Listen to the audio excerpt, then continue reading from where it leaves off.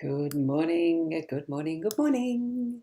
It's a beautiful day. The sun's out. The sun is out still. It's shining brightly at the moment. There is blue sky. There's white clouds, not the grey. But we've had lovely, lovely, lovely rain yesterday and through the nights. And I'm hoping that that's a wonderful part of the seasonal changes and what's normal, and farmers can have all their crops germinate and all that sort of stuff. It'd be wonderful. And the air is a bit crisp, but that's okay. I'm inside, I'm comfortable, and I hope you are too, warm as well. Oh, I just realised I'm a bit crooked. So good morning to everyone. And I did notice, hi Michelle over there in Instagram. I had to have a look at what the label was. It is in Instagram. Lovely to see you over there as well. And we have good morning, Caitlin. Hugs and love to you as well. And you know why. So wonderful to have you here. Now I'm going to get into the cards pretty quick because we all have busy lives and I don't want to keep dragging it out just because I've got the technology working. Let's go for it and swing over to the cards. Do connect in with your guiding spirits too. Don't forget that step. You know, we need to consciously just actually ask them, be with me while I'm trying to understand what these cards mean. You know, that type of thing. Whoops, missed the button. Here we are. We've got the Gilded Reverie Lenormand deck as per usual. The Ciro Marchetti is the artist, creator of this deck, and using the expanded edition, which is relevant today because we have the anchor, the well, which is one of the cards from the expanded part, and the park again. You will notice these two are the same as yesterday. And we have the owl. Let's have a look. Let's have a look at what the owl says. Be gentle with yourself. You're doing the best you can. And isn't that what I suggest every single day to complete the blessing of the day? It really is. Be the best you that you can be. And we are doing that. Gorgeous, gorgeous. That's a lovely reminder. Whoops, put him a bit too far away. Now let's zoom in. See what the cards have for us today. Now, pretty well, it's not always going to be the same energies and stuff that pops up with being similar cards to what was yesterday. So we will have a looky cookie. And good morning, Michelle, over in Facebook land somewhere now. Thank you. And thank you. You're tearing up again. Look, let the tears flow. I know what it feels like. It only seems like yesterday that I had to make the same choices. And it is very hard. She's in a wonderful place. Whoops, that was a double flick of the finger. Sorry about that. Didn't mean that. And I'm going to hide that. So we've got more room there. That's better. And good morning, Deb. Lovely to have you watching and being here with us as well. So let's get to it. What we've got, it is the well as that central energy today. It's the one, it actually did fly out, not as far as the owls did the other day. It fell from the deck and wanted to be the first card chosen. So that's where I've put it. This is the theme. The fullness of our day is going to be dipping into our well. Look, you might feel that it's your wishing well. You can bring that into the energies as well if you want to. But what it is see the glowing light from behind. It's really highlighting that is the bucket and what we have as potential to bring out from our well of resources. So we do need to put some bit of work into having this actualize. So step up to the plate, step up to that, and use the handle, drop that bucket in and bring up what you need. Have it glow and shine, whatever you're putting out into the world today from your inner resources.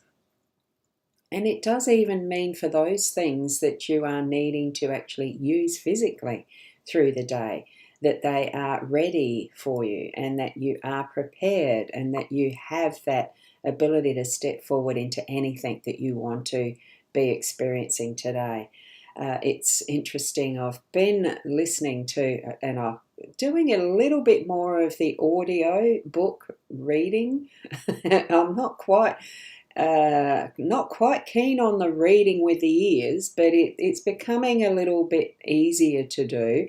And it's one of Dr. Joe Dispenza's books.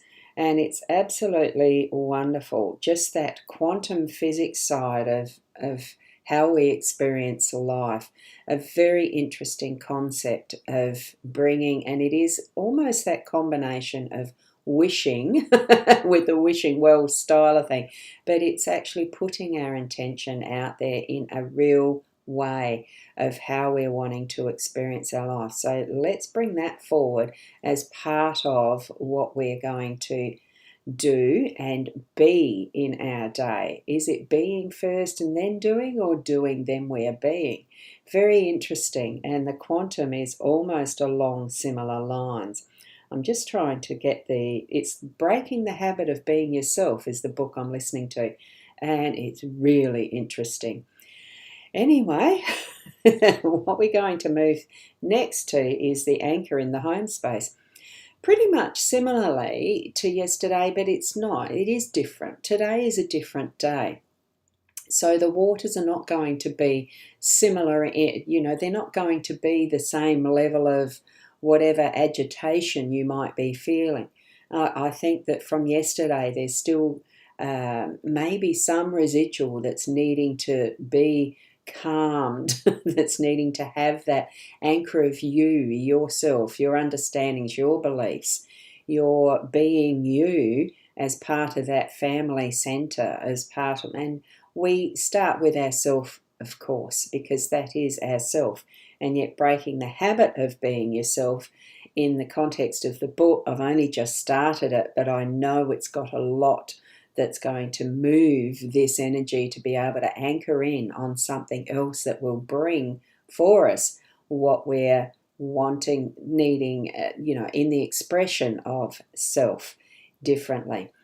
So be that anchor that is the center of your family, the home space. This is talking about the home energies.